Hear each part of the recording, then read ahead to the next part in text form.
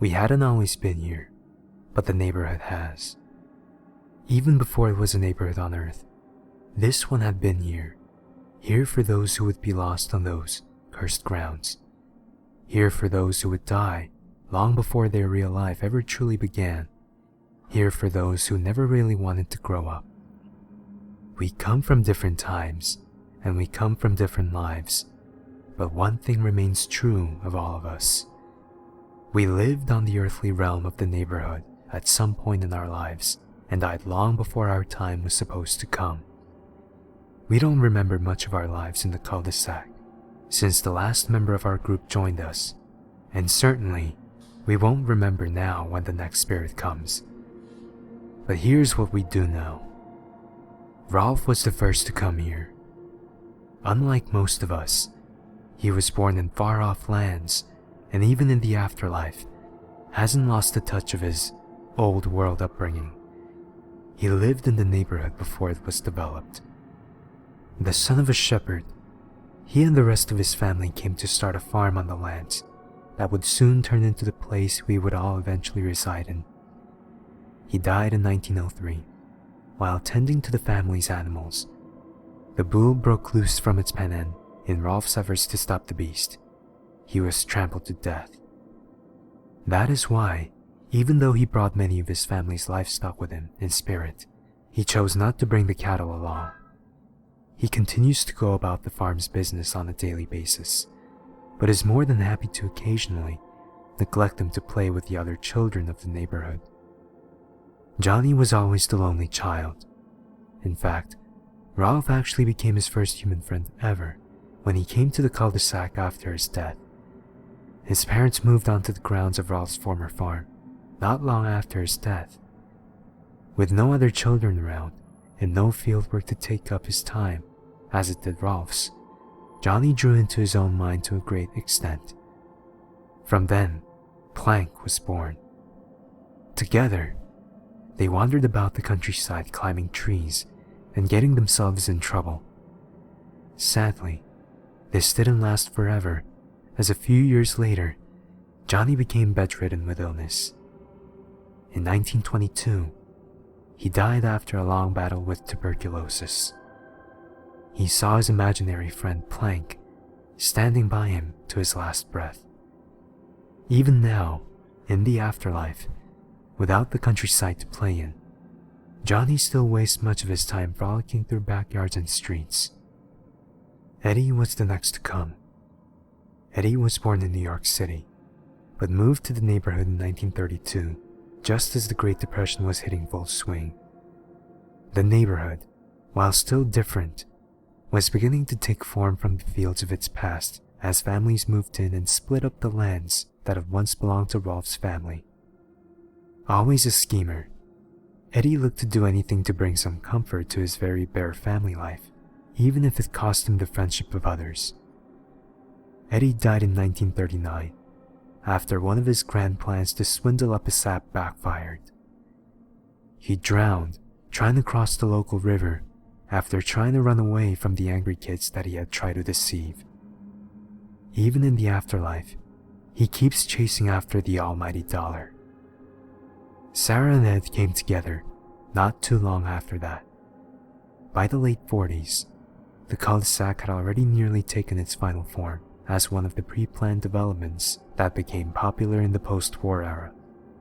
As brother and sister growing up in the chaos of World War II, they both had various ways of escaping their lives as children of a dead GI and a working mother. Sarah became enraged and controlling as she sought to make sure that everyone around her knew that she was in charge, all in an attempt to copy off of a view of the hustle and bustle of her often working mother. Ed, on the other hand, went about it in a different way. He just shut it out entirely. In fact, he shut out nearly everyone and everything in the world entirely, becoming what appeared to be a complete idiot. Ed chose instead to become completely involved in the monster movies and comic books that began to pop up after the war had ended. It wasn't too long after this that, in 1953, Ed and Sarah died in a car wreck as their mother was taking them to visit their grandparents. Naz came a time after the brother and sister. Naz was a flower child, born to a pair of hippies, turned establishment in the late 60s. She was a naturally beautiful girl that always had a way with boys and men alike. She lived life on a whim and would often go about flirting and playing without any intentions. She died in possibly the most horrible way of any children in the neighborhood. In the summer of '79, a serial killer, who had broken out of a local asylum, had slipped into her house in the dead of night and raped and killed her along with their entire family.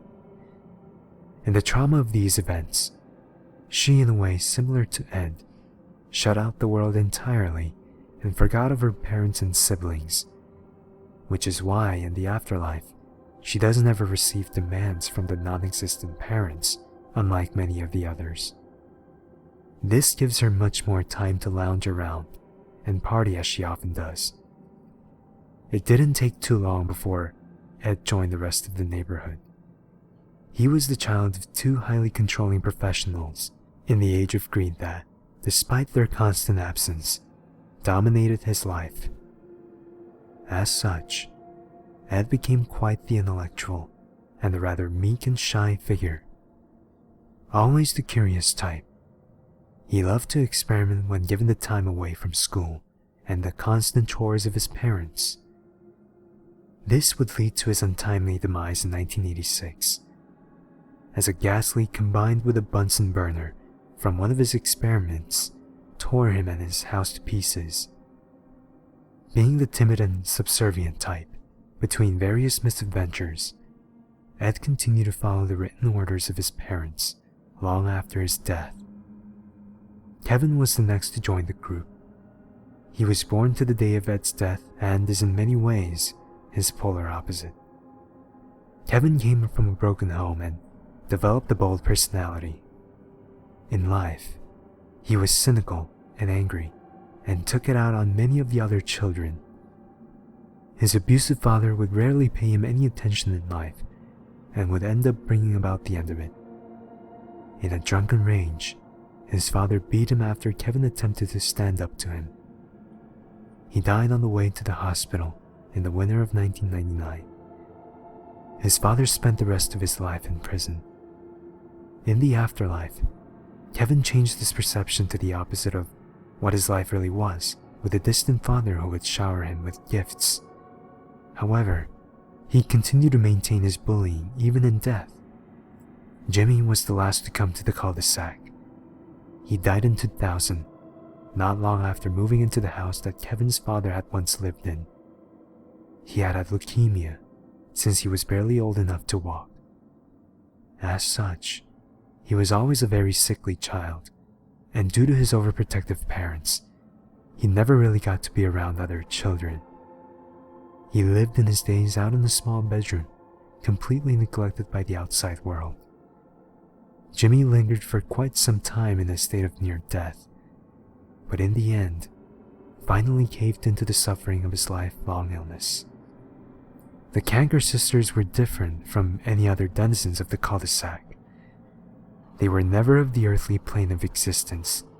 Instead, they are the children of demons not too dissimilar from the succubae of human lore. They seem to possess abilities impossible by the standards of the others, such as the ability to appear nearly anywhere instantly. They were sent from hell to torment the already tortured souls of the neighborhood.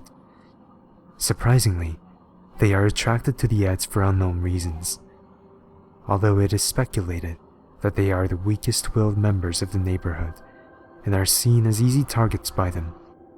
Despite that, they are universally loathed and often feared by everyone, including the Eds.